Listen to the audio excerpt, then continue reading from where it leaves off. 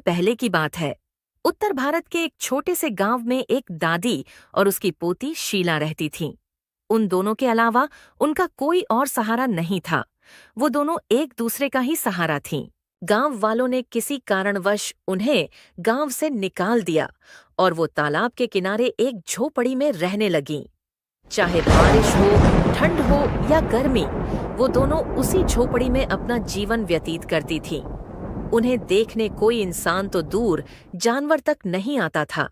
किसी समय में दादी का पुत्र एक साधु था, इतना शक्तिशाली और बलशाली कि कोई भी उससे जीत नहीं पाता था।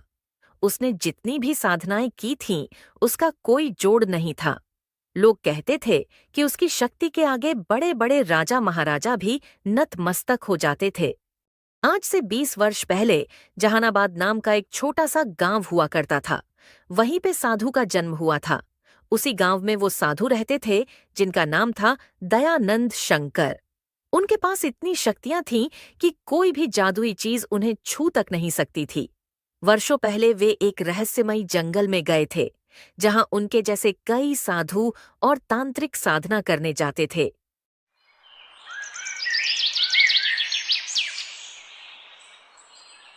एक दिन अचानक से आकाश में काले बादल छा गए और चारों तरफ भवंडर उठने लगा। गांव के सारे लोग उस आकाशीय भवंडर को देखकर यहाँ वहां भागने लगे। बिजली की कड़कड़ाहट और पल भर में जोर जोर से बारिश हो गई। हवा का रुख ऐसे चल रहा था, कहीं पेड़ हवा में उड़कर उस भवंडर में समा ही गए। उधर साधु दयानंद शंकर जी अपने ध्यान में लीन थे। तभी उस काले बादल में से एक जादूगरनी दयानंद शंकर के सामने प्रकट हुई। दयानंद शंकर जी, तुम्हारी तपस्या सफल हुई। जादूगरनी को देख वे चकित रह गए। कुछ देर बाद वे बोले, महान जादूगरनी, आपसे मिलकर मैं अत्यंत प्रसन्न हूं। आपको देखकर मेरा जीवन धन्य हो गया। आपकी प्रशंसा में क्या कहूं, शब्द ही कम पड़ रहे हैं। हे दयानंद शंकर, तुम इस धरती के एक महान पुरुष हो। तुम्हारे पास जो शक्ति और बल है वह आज तक कोई नहीं पा सका। कई साधुओं ने यहाँ प्राण तक त्याग दिए और तो कईयों ने अपने खुद के ही प्राण दे दिए इन शक्तियों को पाने के लिए। कईयों ने तो अपने हाथ सिर धड़ से अलग करके इन अग्नि में डाल दिए। उन सबको छल और कपट की वजह से नहीं मिला। सिर्फ एक तुम हो जो उसे पाने में समर्थ रहे हो। इन शक्तियों का यूज अच्छे और भले काम में ही लगाना। तुमने तो कुछ ही वर्षों में इतना कुछ प्राप्त कर लिया। मैं तुम्हारी तपस्या से बहुत प्रसन्न हूं। कहो, मैं तुम्हें क्या वरदान दूं? दयानंद शंकर थोड़ी देर सोचते रहे, फिर बोले, मुझे ऐसा वरदान दीजिए कि मैं जिस भी गांव में जाऊं वहां का सारा दुख हर सकूं। लेकिन मुझे उसके साथ में एक और वरदान भी चाहिए। क्या चाहिए? आप बेहिचक कह सकते हो।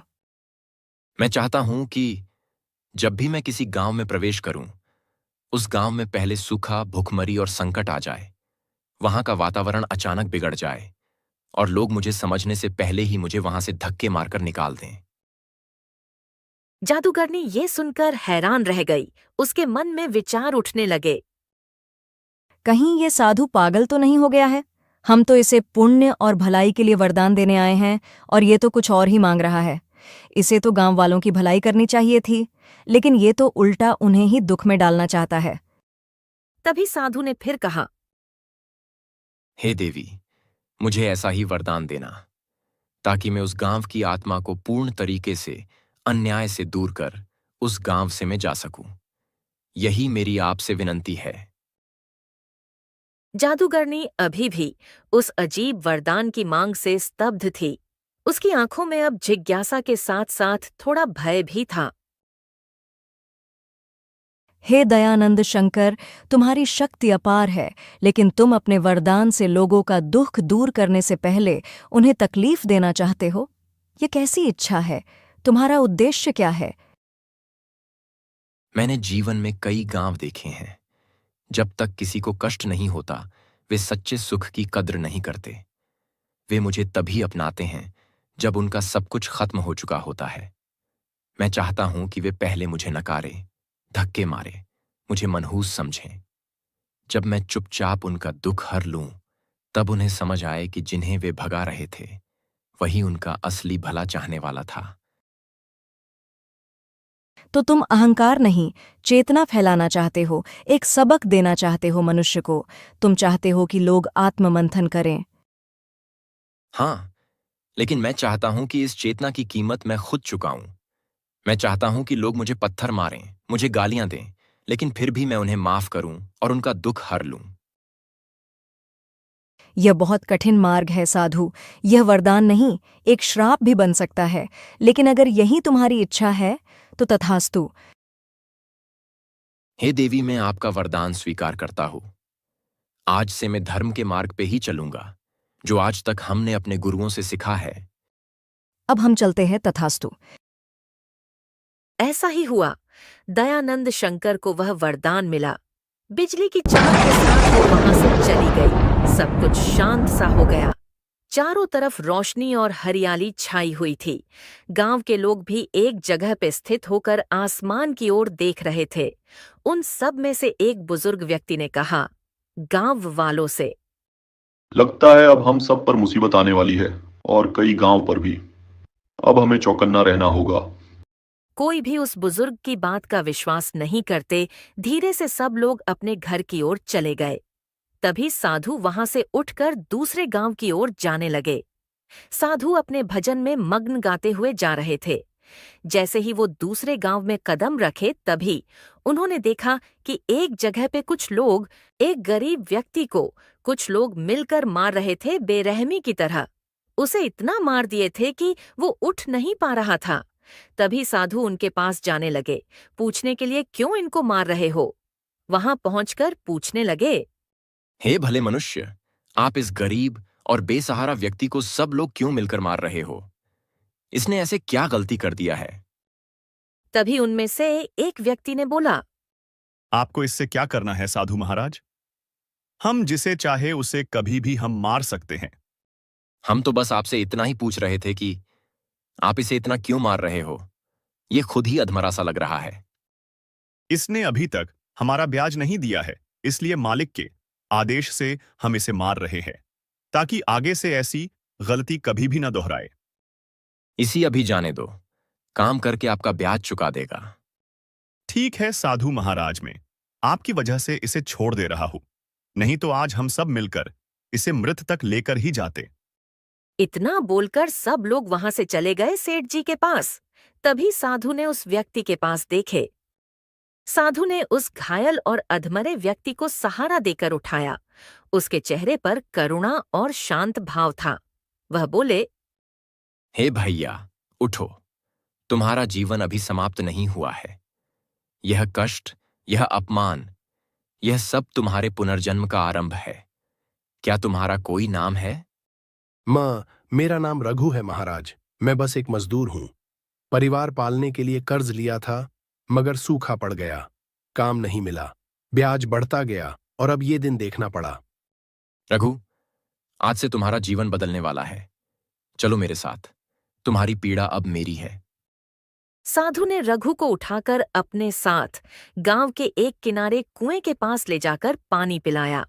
फिर कुछ मंत्र बुदबुदाए और अचानक से उसके शरीर के सारे घाव अपने हाथों से उसके घावों पर स्पर्श किया।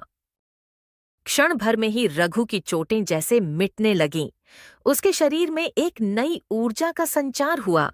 आंखें आश्चर्य और श्रद्धा से भर उठीं। महाराज, ये कैसे हुआ? आपने क्या किया? ये सब तुम्हारी श्रद्धा और मेरी तपस्या का परिणाम है।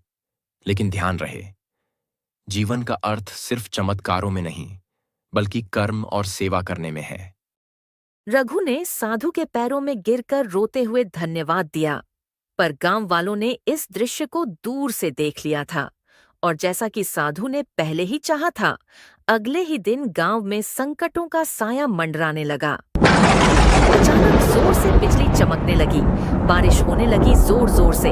सब लोग बाहर आकर बारिश का नजारा देख रहे थे। अगले दिन ही सबके खेत बारिश की वजह से सब खराब हो चुके थे। कुछ लोगों के खेत बचे हुए थे। कुछ दिन बाद ही जो खेत बचे हुए थे, वो भी फसलें सूखने लगीं। पानी की कमी बढ़ गई। बच्चे बीमार पड़ने लगे। लोग भयभीत हो उठे। यह सब उस साधु के आने के बाद हुआ है। वही मनहूस है, उसी को गांव से निकाल दो। तुमने सही कहा काका, जब से वो साधु इस गांव में आया है, अगले ही दिन से कभी बारिश होना, सबके फसलें खराब हो गईं। लगता है वो इस गांव में मनहूसी फैलाने को आया है। ऐसे ही कुछ दिन और रहा तो हम सबके घर वाले कहीं मर ना जाए। हमें जल्दी से उससे इस गांव से निकाल के भगाना होगा।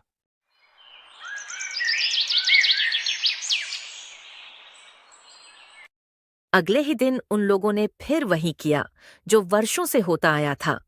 उन्होंने साधु को अपशब्द कहे, उस पर पत्थर फेंके और उसे गांव से भगा दिया। पर साधु के चेहरे पर कोई क्रोध नहीं था, कोई शिकायत नहीं थी। वे चुपचाप मुस्कुराते रहे। जैसे ही वे गांव की सीमा पार कर गए, बारिश की पहली बूंदें गिरने लगीं, कुएं का पानी बढ़ने लगा, बीमार बच्चों की तबीयत सुधरने लगी।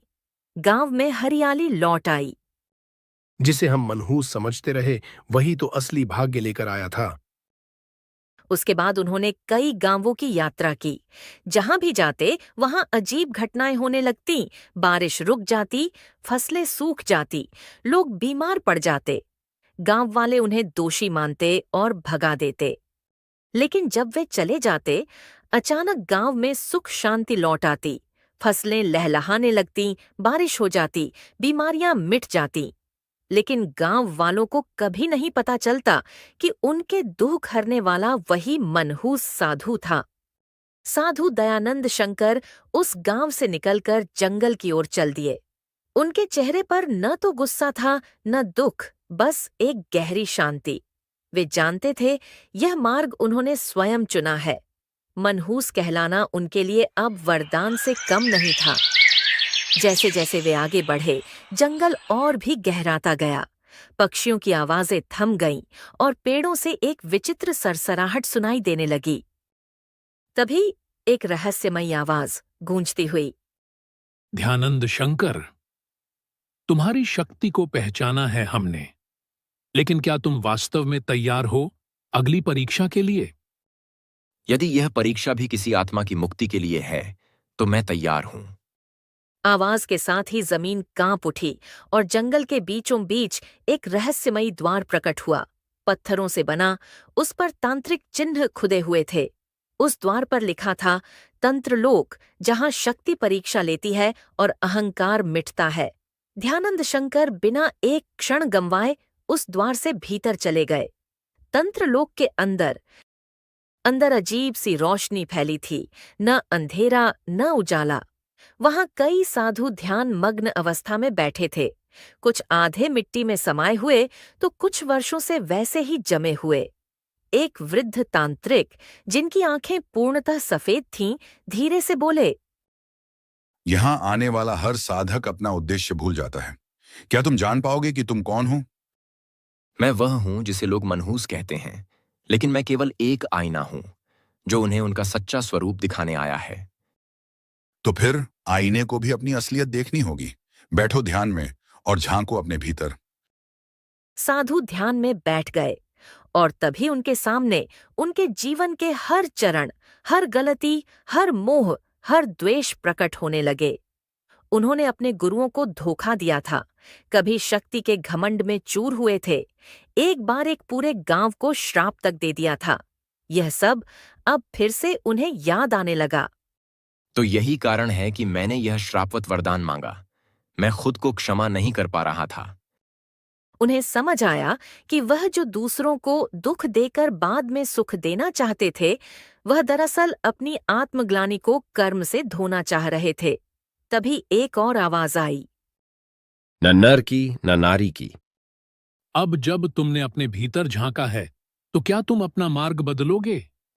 नहीं, मेरा मार्ग अब स्पष्ट है। मैं हर उस व्यक्ति के जीवन में जाऊंगा जिसे दुनिया ने छोड़ दिया है।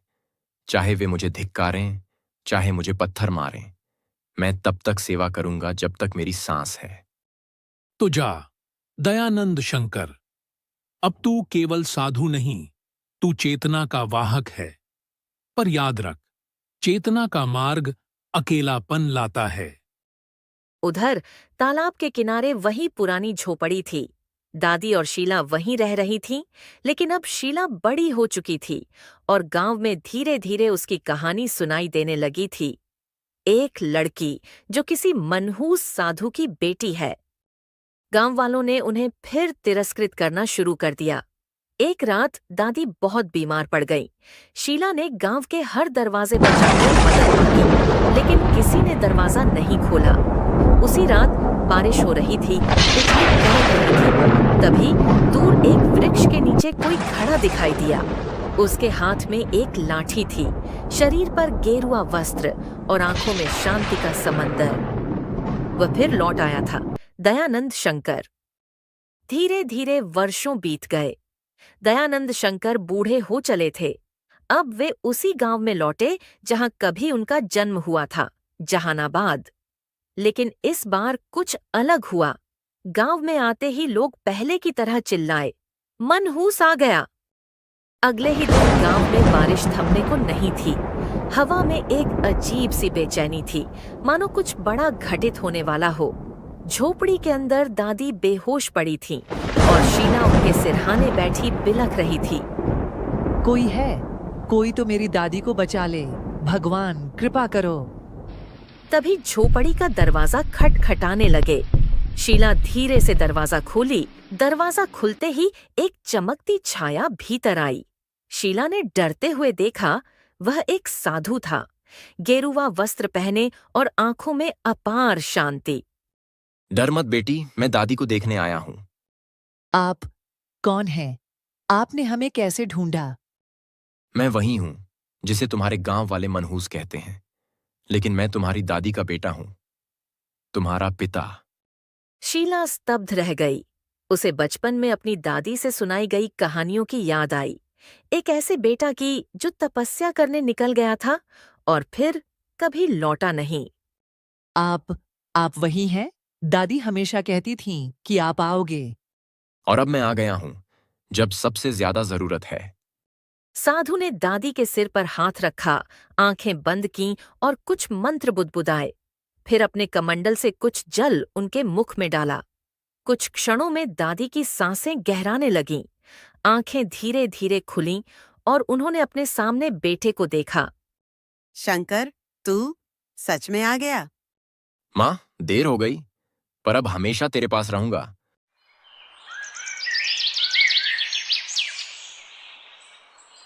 अगली सुबह गांव में खबर फैल गई। झोपड़ी वाली बूढ़ी और उसकी पोती के पास कोई रहस्यमयी साधु आया है और उस साधु ने बीमार को ठीक कर दिया है। गांव के कुछ लोग झांकने आए। उन्होंने देखा साधु ध्यान मग्न बैठे हैं और दादी अब स्वस्थ हैं। क्या यह वही मनहूस साधु है? मगर इसकी उपस्थिति से तो चमत्कार हो गया। हमने इसे पत्थर मारे थे और ये फिर भी हमारी ही भलाई करने आया। धीरे धीरे लोगों का मन बदलने लगा, लेकिन तभी गांव में फिर एक संकट आ गया। इस बार गांव के तालाब का जल अचानक सूख गया। मवेशी मरने लगे, लोग फिर घबराने लगे। हमने जिसे मनहूस कहा, वही शायद अब हमारी आखिरी आशा है। चलो, उससे क्षमा मांगे। गांव वाले साधु के पास आए, सिर झुकाकर बोले, महाराज, हमसे बहुत बड़ा पाप हुआ है। कृपया हमें क्षमा करें और हमारे गांव को बचा लें। क्षमा की आवश्यकता तब होती है जब अहंकार जीवित हो, लेकिन मैंने तो पहले ही तुम्हें क्षमा कर दिया था। अब केवल चेतना फैलानी है। अब आप सब अपने घर चले जाइए। आप सब कुछ दिनों में ही सब कुछ समझ जाएंगे।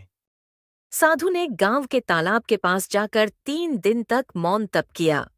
चौथे दिन आसमान में बादल छा गए, बिजली के साथ ही और हल्की बारिश शुरू हो गई। तालाब कुआं फिर से भरने लगा। गांव में खुशहाली लौटने लगी, पर दयानंद शंकर एक जगह नहीं रुकते थे। एक रात शीला से उन्होंने कहा, बेटी, अब तुम्हें अपनी दादी का ध्यान रखना है और गांव के बच्चों को सिखाना है कि डर और अंधविश्वास का कोई मूल्य नहीं। मैं अब आगे बढ़ूंगा, उस जगह जहां कोई उम्मीद नहीं बची। क्या आप कभी लौटेंगे? जहां अंधेरा होगा, मैं वहीं मिलूंगा।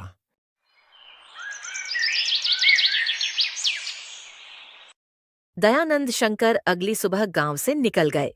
उनके पीछे कोई आरती नहीं हुई, कोई जय घोष नहीं, लेकिन हर दिल में एक बदलाव था। लोग अब दूसरों को परखने से पहले खुद को देखने लगे थे। मनहूस साधु अब एक मिथक नहीं, चेतना बन गया था, जो हर पीड़ित, हर बहिष्कृत और हर उपेक्षित के लिए